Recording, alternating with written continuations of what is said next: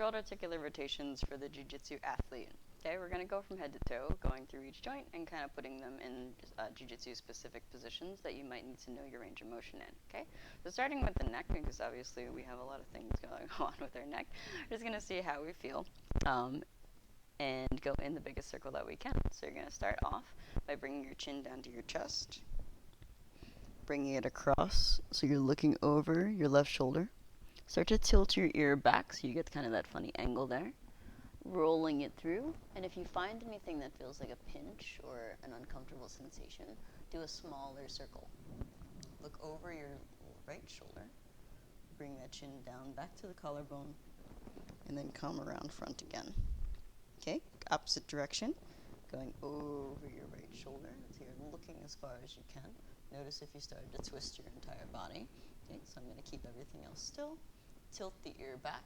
Notice if you have anything that doesn't feel great. Do a smaller circle if you need to so that your body has a chance to start getting better.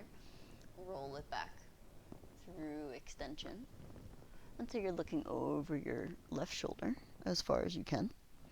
And then bring it down, chin to chest to start. Looking left to right, just from here. Looking over the left shoulder and over the right shoulder. Coming to a complete stop, maxing out my range of motion without any pain or pinching.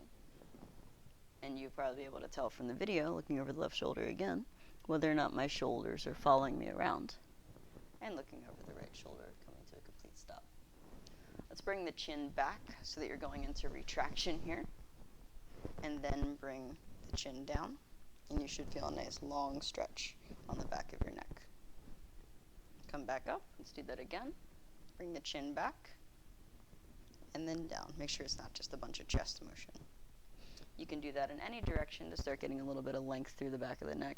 I can tilt my head slightly looking to the right, bring my chin back, and tilt down. We'll do this 2 times in each angle.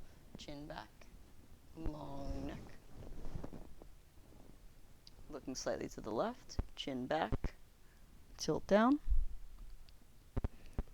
And one more time, chin back, and tilt down.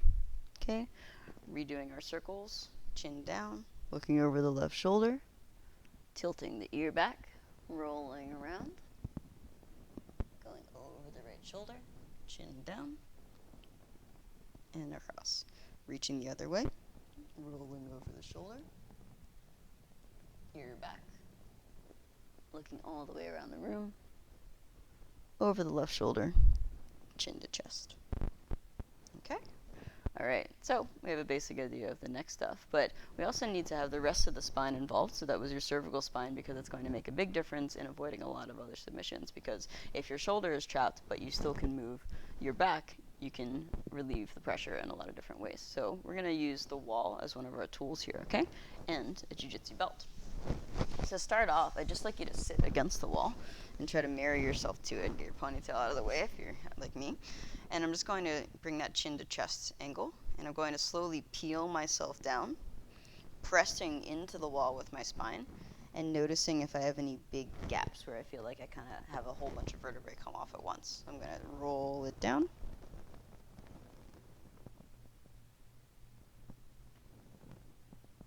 As far as I can, continually rolling my spine into the wall. And then I'm going to try to reapply that. So I'm going to pull down, like I'm trying to apply tape flat to the wall. Okay, let's do it 2 more times, all the way down.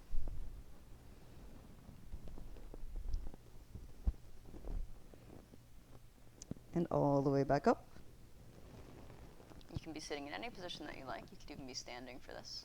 All the way back down, trying to marry as much of your back to the wall as you can.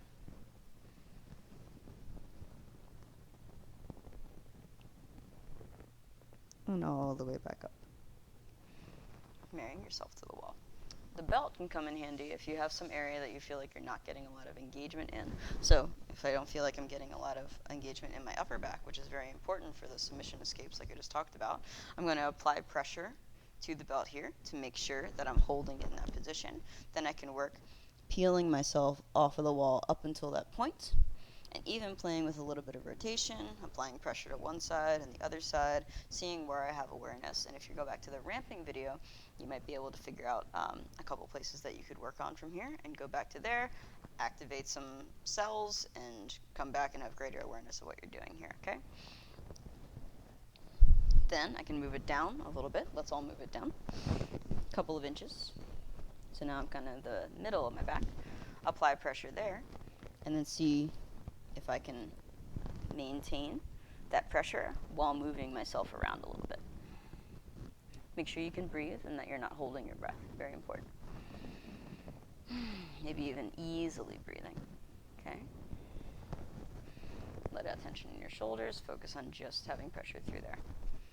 Move it down again. This is also crucial information for applying pressure when you're on top. Of course, you'd be praying for the front, but anytime I'm in a top position, I'm thinking about using my spinal articulation skills, like these kinds of subtle motions, and the more awareness and mobility I have, the heavier and thicker a blanket that I can apply onto that person, and the better I can react to what's going on with them. So now we're in the middle of the back, really, applying pressure, noticing if it's just my body that's pushing in, or if I can press kind of just that spot on my back. If anything hurts, I can roll down without losing that spot and move around. When you do this from a standing position, you might even play with removing the bottom part of the back off of the wall instead of just the top like we're doing here. Move down again. We'll do 2 more spots. Apply pressure. Make sure you can breathe. And move around.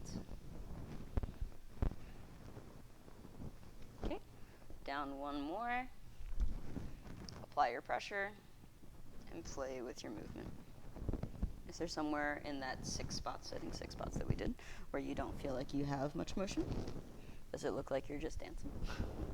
Just kidding. Jiu-jitsu and dance are not that different.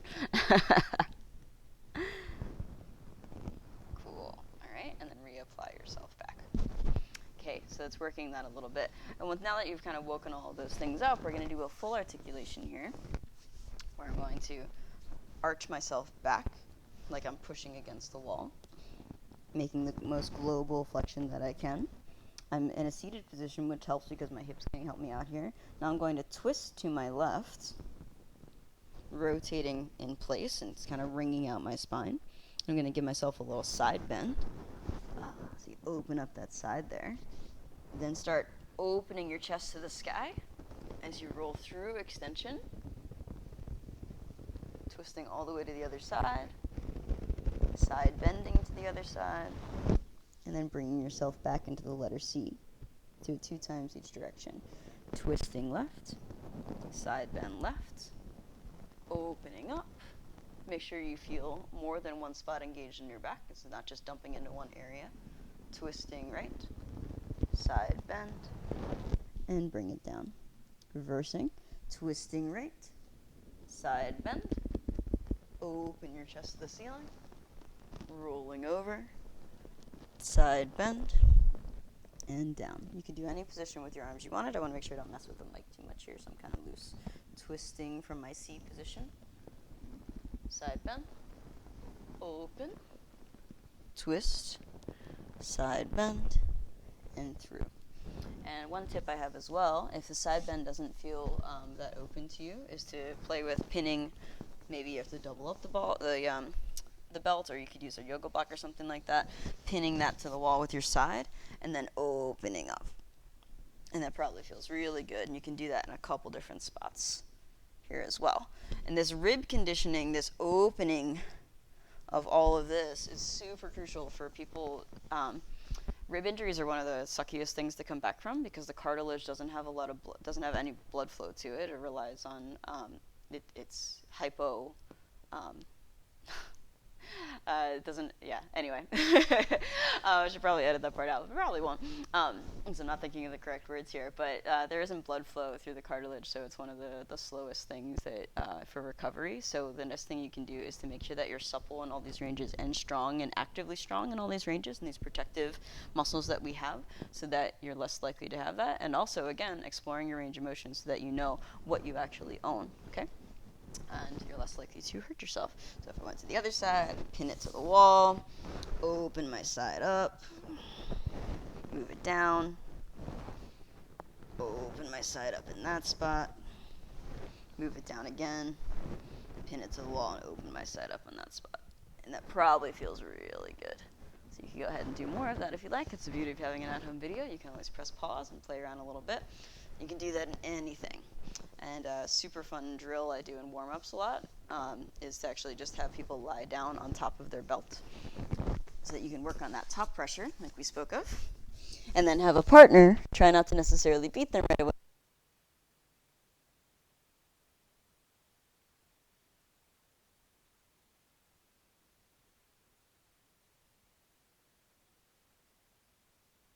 Started, and to get you really articulating through your back. Okay? All right, so we've done the back, we've done our neck. Let's go into our elbows because we don't want to get arm barred, right? So for elbows, for arm bars, there's two positions that you're most likely to be in. One is from the guard, so you might as well get on your toes and get a little bit of toe stretch here for as long as you can handle it. You can go down if you need to. So I'm here, and I'm probably going to be in this position. So I'm going to go into shoulder adduction, bringing myself across, and my elbow can do three things. It can bend, straighten, and it can also rotate. So all these things can be helpful for me in order to escape positions, and it can also be helpful for my partner to know as well because they're trying to tap me. So if I'm going here, I'm going to go extension, and then all the way back up, rotating from the elbow. You can see the forearm spinning forwards, and then coming all the way down. All the way back up, rotate it in, and come back. All the way up, rotate out, and down, back up, all the way in, and out. Okay, while we're here, we might as well do our wrists. So keeping yourself in this position, keeping yourself locked across, so you get a little bit of this adduction active work here. I'm going to make the largest circle that I can. Notice that I don't change. If my finger is here, I'm not rolling it over, okay? So I could balance a cup of coffee. You can balance your phone on top of your forearm and make sure you don't spill that, okay? Biggest circle that I can make a fist if I want to feel a little more intensity and different inputs to the ligaments.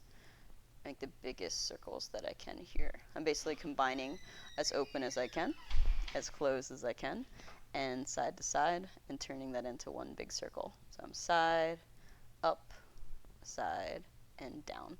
And you'll probably get some good cracks and stuff here as long as it's not painful. I'm not really too concerned, okay? All right. Good job, okay? And while we're just going to go ahead and finish out this arm for this position here. So I'm going to roll myself through a full range. So you can think of if I were here and I'm going to do a hitchhiker escape, I need to kind of get the full range of my shoulder working in combination. So we'll go from this adducted, adding it to the body position that we just worked our elbow, bring it up, try to brush past your ear, into the highest amount of flexion that you can. Notice if your chest is doing it, the back can be helpful for you escaping, but we want to have good individual working shoulder as opposed to only having it work with the back, okay? So here, now I'm going to rotate out. So I'm going to turn my thumb down or away from me and bring it all the way back and behind me as far as I can until I end up here. Okay, reversing that. I'm going to come back as far as I can, open the palm, bring it all the way up. I'm going to come up to graze my ear. Again, no pain or pinching. And come all the way across the body, back to the position we worked. Doing that again. Up, graze the ear, rotate the thumb away from you as you come down, and reverse that, opening up, and coming all the way across. Now, of course, the other most common armbar position that you might be in would be off to the side here, this kind of thing. So you can also let's also work our elbow cars from this position. So I'm here, pull it in all the way, rotate, and come all the way to the floor, and extending the elbow. Come back up, rotate in, all the way back out. In, out, and down, in, switch, and out. Okay, moving on to the other side. Pardon my microphone here. Okay, so I'm here in my abducted position. I'm going to give my toes a break for a moment. Okay, working on the elbow, bend, rotate, extend. Bend, rotate, extend. Tapping. Bend, rotate, extend. Bend, rotate, extend. Okay, wrist here. So I'm not moving anything but the wrist. As far out as I can, as far in as I can. Classic wrist lock, side to side, all the way to the side, open, other side, up. Combining all those together without flipping from the elbow, just the wrist. If you wanted to do your hand closed, you could. Trying to go both directions, getting a few good rotations each way. Okay, from this position, we're going to do the shoulder all the way up, brushing by the ear, turning the palm away as if I were doing an escape. Trying not to combine with the back. I want a good shoulder on its own. And bringing it down. Reverse that. Open up. And coming all the way across. Again, up. Brush the ear. Rotate the palm and thumb away. Bring it down. That way when you have good individual working parts, bring it back. When they all come together, they build something even greater. So we're working on one piece at a time so that the whole can be that much more awesome. Reach back and around. Secondary elbow, armbar position. Flat out, bend, rotate, and flat. Bend, rotate, flat. Bend, rotate, flat. Bend, rotate, and flat. Okay. From here, we're going to stay here and work internal and external rotation of the shoulder. Now, it's for us in jiu-jitsu, we're used to this kind of position. And notice how my shoulders start to pick up off of the floor. I'm going to try to keep my shoulders down as I work one arm at a time, bringing it towards the floor. So this is a Kimura position. It's also internal rotation of the shoulder. So I'm going to notice what range of motion that I have here. You could also use something like putting your belt underneath of your shoulder or a tennis ball or something like that so that you don't lose that connection, so you don't pick up off of it, and start to bring your hand towards the floor. Notice how far you get, and then come back. And then go all the way the other way. And you realize and notice if your back starts to arch, so I'm going to keep that down as well. So I'm married to the floor here in both my shoulder and my spine. And you'll notice that I'm easier to Kimura than I am to Americana.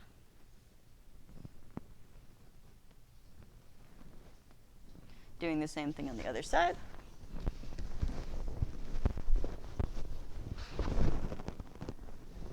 Dropping this down underneath my shoulder.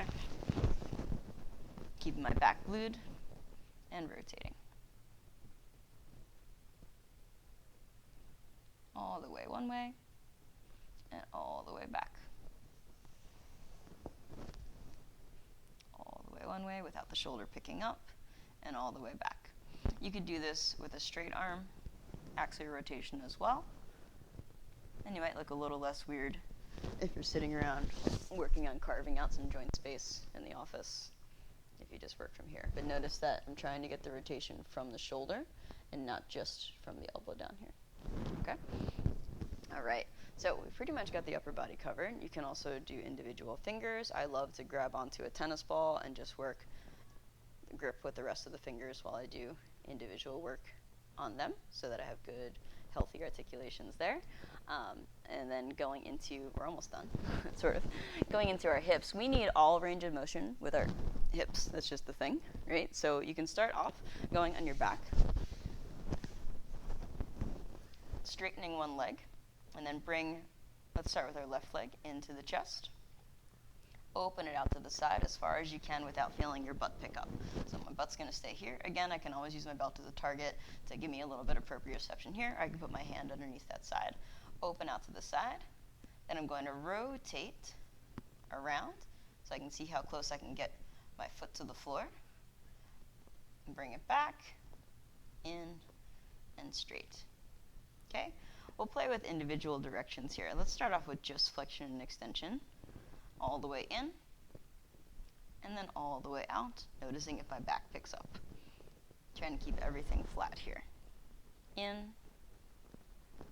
and out. In and out. In, and noticing again if I have any pinching or issues. I'm going to stop short there. Coming up from the top, I can play with abduction and adduction. So I can go with a straight leg or a bent leg, opening out to the side as far as I can without my other butt cheek picking up, and then going as far in as I can.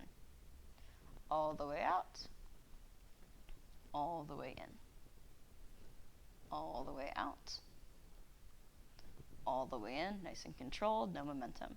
Internal and external rotation looks something like this, where I'd be pivoting in place, bringing my heel towards my face, and bringing my heel out to the side.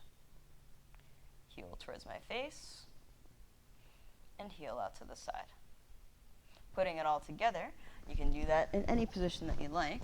We could be playing from this position here. We could be going from a standing position where I come all the way up, all the way out, doing that rotation that I just played with here, but on this other position, and bringing it back into that straight leg position. So if I were doing with a straight leg, out, rotating, across, and down.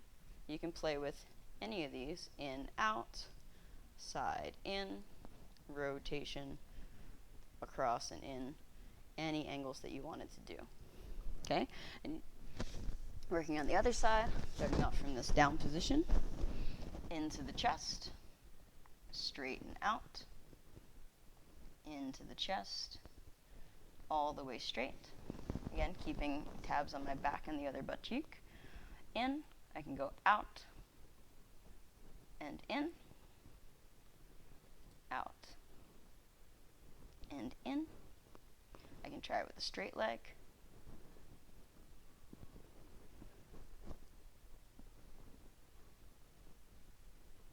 And then rotation from here.